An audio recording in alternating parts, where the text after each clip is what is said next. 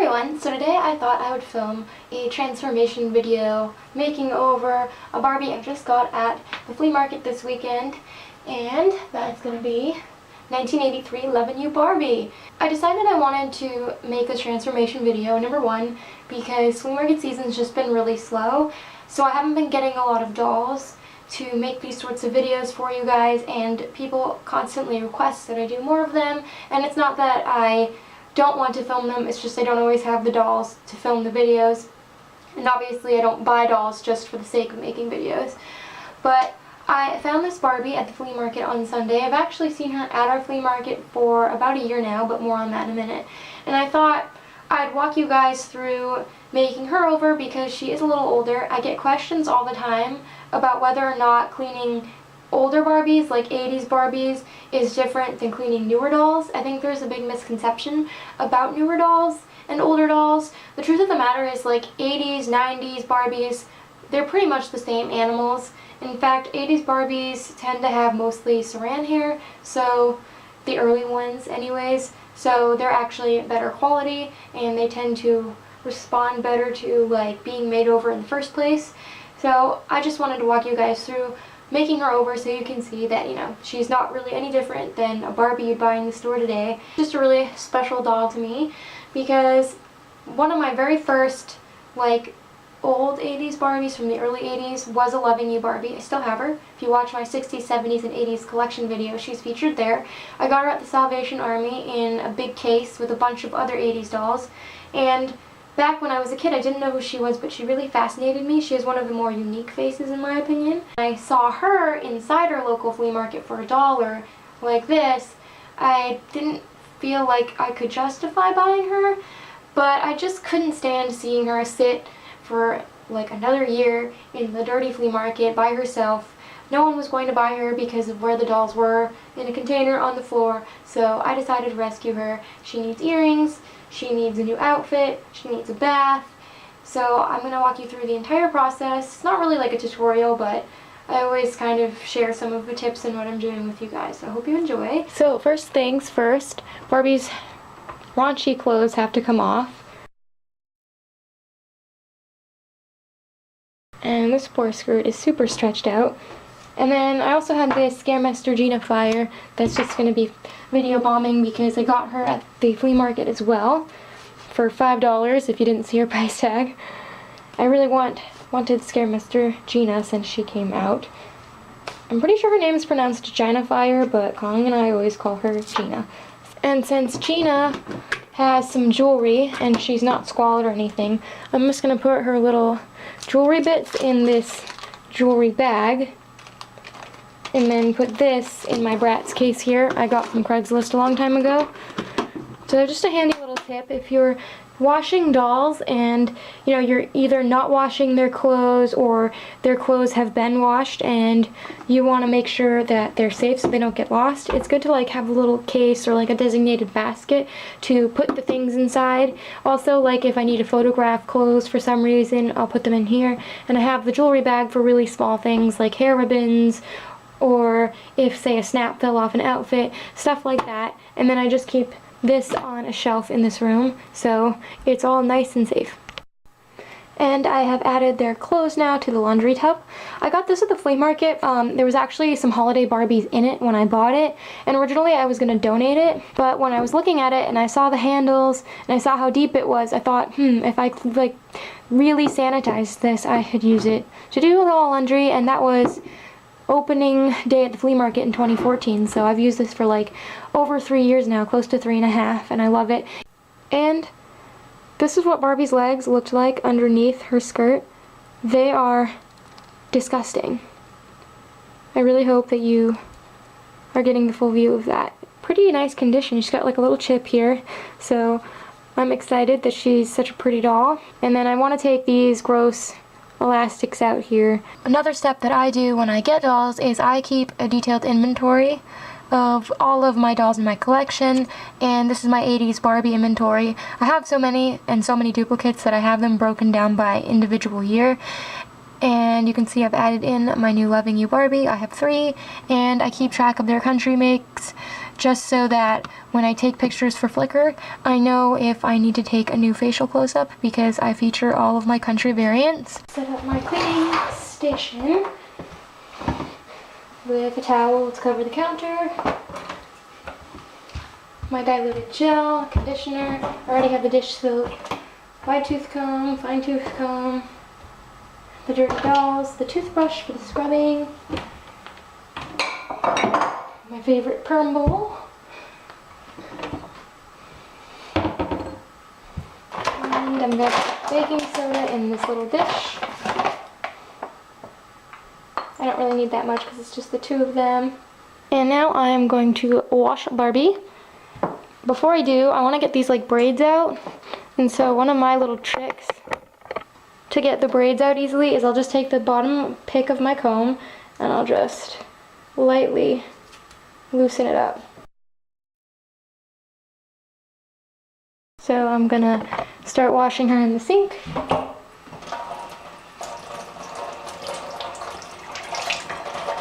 She's one of those dolls that I'm really excited about cleaning because she's so dirty.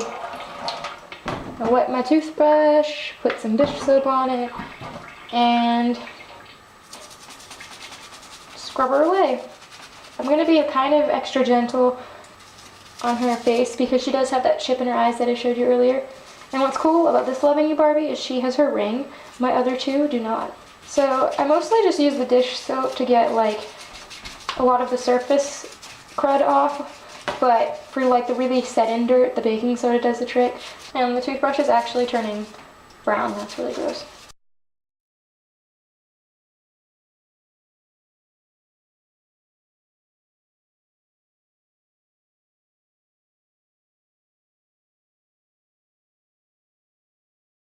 Good, so I'm gonna wash her twice with dish soap.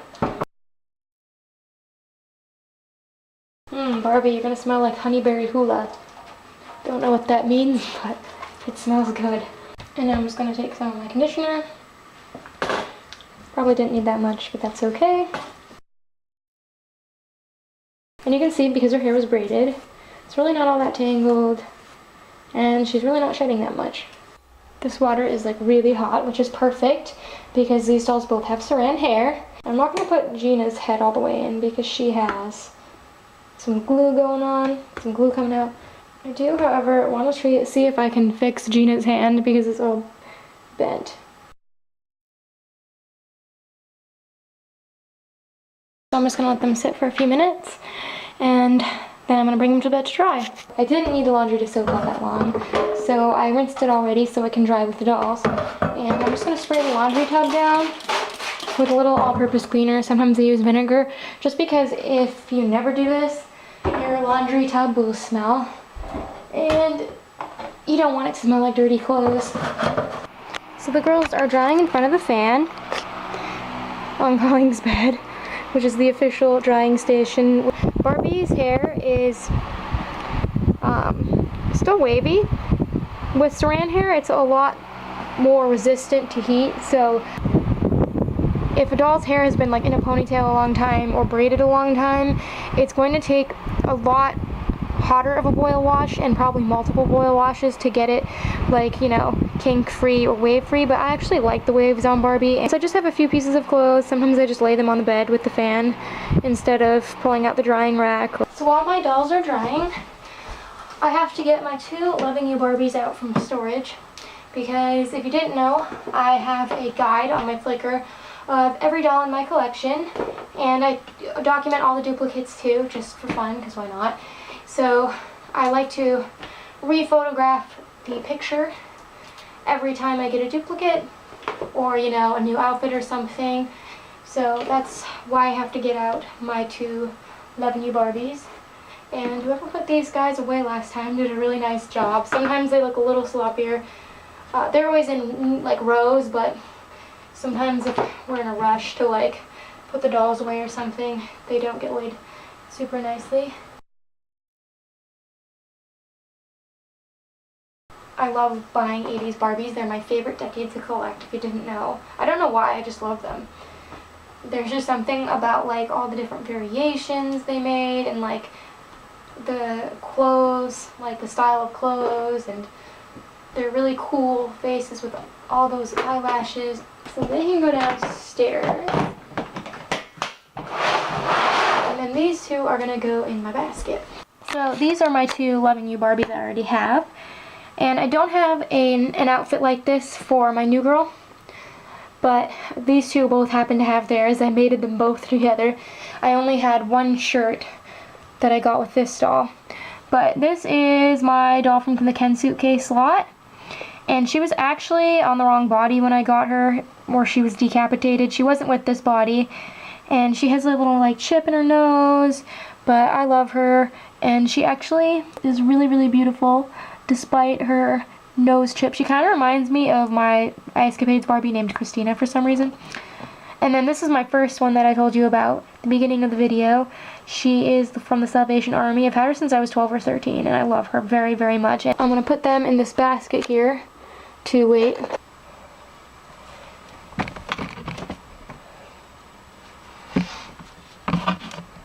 So this is just my handy dandy basket where dolls wait for photos, like the case with these two, or if they're waiting to be repaired or dressed up in something different. And also, like when we have big lots of dolls and we're done with them, we use this basket to carry them downstairs in. It's just really handy. So I brought up one of my clothing drawers from downstairs. It is Barbie fashion packs. Typically with Barbie, because I have so many clothes, I divide them in like a drawer by fashion packs for a decade, and then original outfits, so the ones sold with dolls, just because it's easier for me when I'm dressing people. I'm going to check this one to see if there's anything I want to dress her in. I really love 80s fashion packs, so I pretty much use them whenever I have a chance, but that's not to say that I wouldn't dress her in a 90s outfit or a 60s outfit. I used to put one of my Loving You Barbies in this, but it's in really bad shape because I didn't know how to wash clothes back then. That's the potpourri bag I used to keep the clothes smelling nice. One of the benefits of bagging doll clothes for me is that because I'm always dressing dolls, it's nice to just fling the bags on the floor and not have to worry about, like, you know, if the floor has a little dust or something on it, and not to worry about the clothes getting dirty because I spent time washing all of these. So that's one of the reasons I really like bags. And it's also harder for the clothes to get like lost, to just get stuck on something, and they don't pick at each other. And I can also see like all of my duplicated pieces, which is really nice. So I've picked out 3 different choices. So this is really cool. I like this one. It's got this really neat print, and I feel like that could look really cute. And then this one also has a really cool pattern. It kind of reminds me of like fish eggs or something. And then I'm leaning towards this one. It's actually a lot newer. This is from like the late 80s. But I think this would be really fun to make earrings for. And I like that it has like hearts on it because, you know, she's like a Valentine's themed Barbie. And there is some red. But like most of my all red ensembles I've had a long time, so I'm kind of bored of using them right now. In case you're wondering what I do with these Ziplocks once the outfit is out of them. So because this is a fashion pack and it's not going to stay on Loving You Barbie forever, say I got her original outfit, I don't want to pull the label off of this or put a new label over it. So I'm going to save it. So I keep all of those sorts of Ziplocks in this little clear container. I also have another one for like Disney and Ken and Skipper. If it was, say, a bag with her original outfit and I use the entire original outfit, if it wasn't an outfit that I constantly get duplicates of, I would just pull off the label and stick it in like this box to use for later with a new label. So while Barbie's drying, I'm going to make earrings to go with this outfit. Usually I'd have the doll with me to like size the earrings right and stuff, but today we're just going to wing it. So I don't really know what I want to do. I wish I had heart charms, but I use those all the time. These are all of the hearts I have left, and none of them would really match that outfit. But part of why I wanted to use this outfit is because it has yellow, and I just got these really cool yellow beads in a kids art kit as like a birthday present to myself, so I think I'm gonna use those somehow into my design. I have these really cool red crystals. Those would be neat to use. And then there's this like dusty blue-gray color. That's really pretty. It almost looks kind of like the color of like one of these cubes. So I'm not really sure. I'm going to have to put some thought into this. And these are some of my favorites. These beads I used on my first Loving You Barbie from the Salvation Army. I think they look like candies. And so it is time for the grand reveal. As you can see, Gina's also been washed.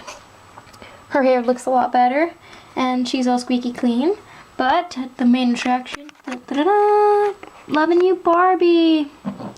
So she looks really great. I'm so happy that I rescued this doll. I've been wanting her for like a year. I don't know if you guys can relate to this, but have you ever just seen a doll a million times and you just have this feeling that it's like a doll that's meant to be with you, but you keep putting off getting it, and once you finally have him or her, it's like the world feels complete for a moment. That's how I feel about this Barbie. She's really pretty.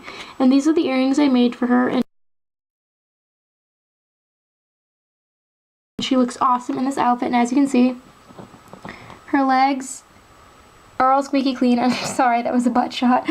And I really like how her hair is curly now. Like it's wavy from the braids. I actually really like that look. I also think it looks really cool because she's from the 80s, and you know, big permed hair was really cool and like stylish back then. And I'm so happy with the results, and Barbie says she's happy that I finally took her home. So I hope you guys enjoyed. Sometimes it's fun to mix it up and just do one doll. And I also want to thank you guys who gave me your feedback on my last video when I asked if you would be interested in seeing a house tour. Colleen and I will definitely be doing one soon.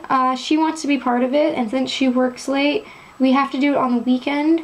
So this weekend, I'm not sure if we're going to have time because we have to go to a wedding. We will see, so stay tuned for that if you're interested. And as always, until next time, love your dolls, love yourself, and love your life.